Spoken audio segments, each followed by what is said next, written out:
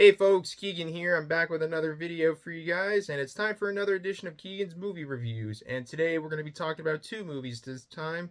So the first film we're going to be talking about is the new M. Night Shyamalan film Trap, which recently just came out last Friday, and I saw in theaters the day after it came out. Now I'd like to say I wasn't really particularly excited for this movie. The trailers didn't look very good, but the premise sounded promising. And considering some of the recent films from M. Night Shyamalan before this movie, a lot of them weren't very good. But I wasn't really sure if this movie was going to be any good or not.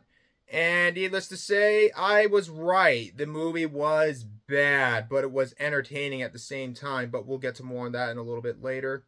Now I'd like to say I got nothing against M. Night Shyamalan. I think he can make some great films. He's generally done some great films in the past. Like some of his early films, like The Sixth Sense, Unbreakable, and Signs, were all some great movies.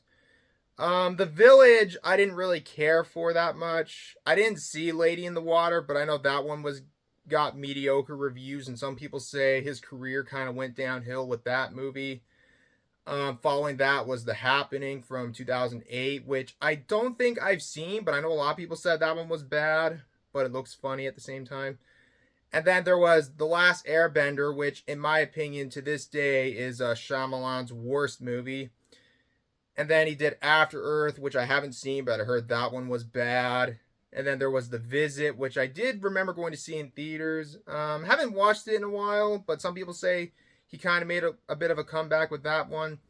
And then there was Split, which was the sequel to Unbreakable, which I thought was great, but haven't seen it since I first watched it. And then there was Glass, the follow-up to that movie, which I did not like. That movie actually pissed me off, honestly. And there was Old, which that movie, it wasn't very good, but I found it really entertaining and funny at the same time. And then there was Knock at the Cabin, which I actually haven't seen yet. That was his previous film from last year. But yeah, I got nothing against M. Night Shyamalan. He can make some great films, but the problem with a lot of his recent stuff is just they have promising premises, but the execution just goes wrong, especially with this new film of his. But we'll get to more on that in a little bit. But right now, let's get into the story of the film. So in this film, it follows a father and daughter. The father is played by Josh Hartnett, and the daughter is played by Ariel Donahue. They go to a Lady Raven concert because the daughter is a big fan of Lady Raven, which Lady Raven is played by Sakila Shyamalan, who is M. Night Shyamalan's daughter, interestingly.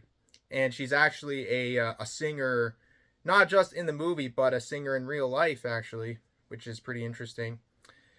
Anyways, so the father and daughter go to the concert, and it's all seems to be going well. The daughter's having a really good time. And then the father starts to notice there's SWAT cars and FBI agents surrounding the arena where the concert is held. And when he asks one of the workers at the concert, asking them what's going on, he finds out that that the whole concert is a trap because a serial killer known as the Butcher is on the loose, and the FBI got intel that the Butcher is going to show up at the concert and possibly might kill people at the concert. So basically the concert is a whole trap to just try to draw out the killer and capture him or kill him, dead or alive. And it's a pretty interesting premise, and that's basically what the story's about in a nutshell. Now, as I mentioned before, I wasn't really too pleased with the trailer for this movie when it first dropped, because at the end of the trailer, it basically gives out who the killer already is. And it was just like, come on, man, are you really going to reveal who the killer is in your first trailer for the movie? Like, I hate it when trailers do that, but I guess they just didn't know how else they were going to do it, because, I don't know. But besides that, I thought the premise sounded a little bit interesting. Basically, if Silence of the Lambs took place at a concert, specifically a Taylor Swift concert, because the concert in this movie feels like a Taylor Swift concert. And The movie does have a decent soundtrack, and the lighting in a lot of the scenes, especially during the concert scenes, are really good.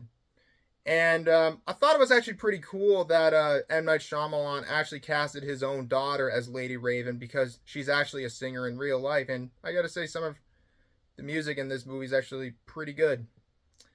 And I actually find it kind of cool when a director casts their spouses in the film, whether it be their loved ones or maybe their son or daughter or anything like that. I just find that kind of cool. It doesn't always work out in some cases, but it is cool. It is pretty cool to me. And the casting for this movie was pretty good too. But unfortunately, those are really the only positives I have with this movie. The movie itself falls apart halfway through with the poor writing and the very questionable dialogue. Like, I find the dialogue like so badly written, it's actually hilarious, and the dialogue is so bad, like it's hard to take the movie seriously. It's just like, who the hell talks like this? Like, it just comes off as just hilarious. And there were many times when a character would say something that doesn't feel natural or just comes off as unintentionally hilarious, and there was people in the audience that was laughing. And keep in mind, there was a lot of people when I went to go see this movie in the theater, and I'm not sure how many of them really took it seriously, but I can honestly tell you there was a couple that was sitting right next to me that did not take it seriously, and not even me, but it was really funny. But despite the promising premise, the writing and the dialogue ultimately is what brings this movie down. Like, the writing is so poorly written. There's a lot of plot holes, and it doesn't make sense around the end of the film, and it's just like, what? And the dialogue, like I mentioned, is just really poorly written. It just comes off as unintentionally hilarious. But overall, the film was bad, but I wouldn't say it was it's not M. Night Shyamalan's worst movie. I say The Last Airbender is his worst movie. But I will admit, the movie was entertaining in a good, so bad it's good kind of way, like M. Night Shyamalan has done a few times in the past. But again, the movie was not very good, but I did have some fun seeing it in the theater, and I guess I would probably watch it again. Overall, not the worst film from M. Night Shyamalan, but still not a very good movie. But yeah.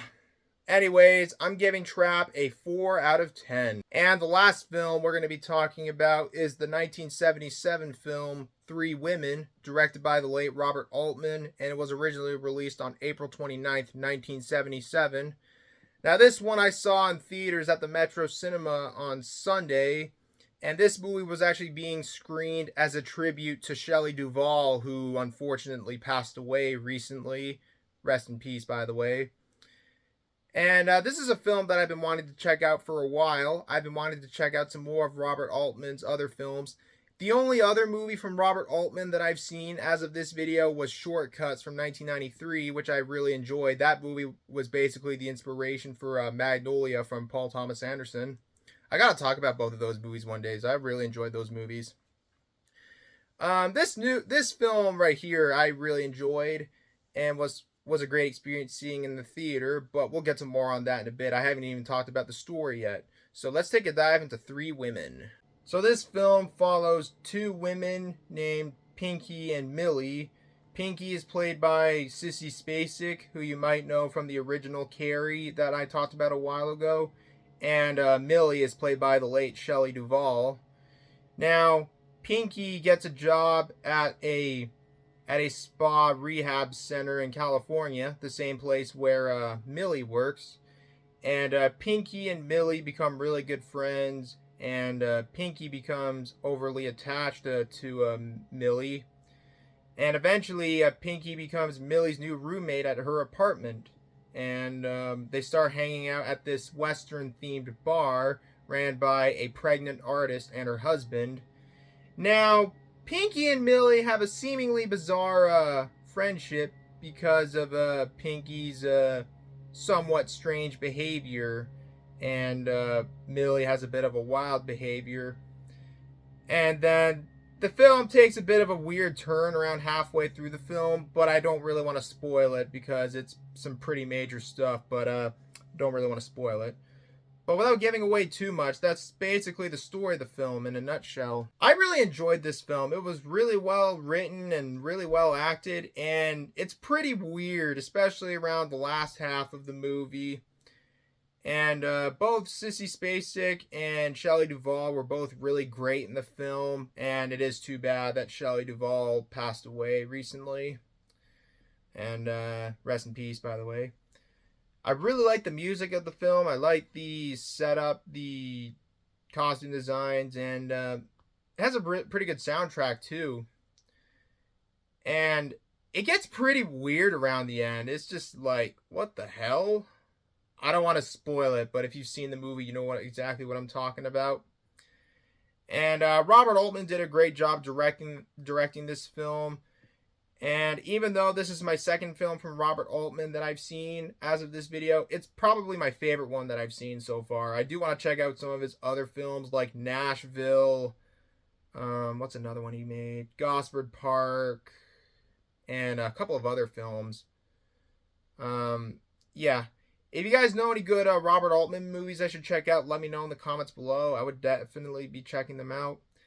But all in all, it was an interesting experience seeing it in theaters. It was surreal. It was weird. It was well made, well acted, and just an all-around great film that I highly recommend.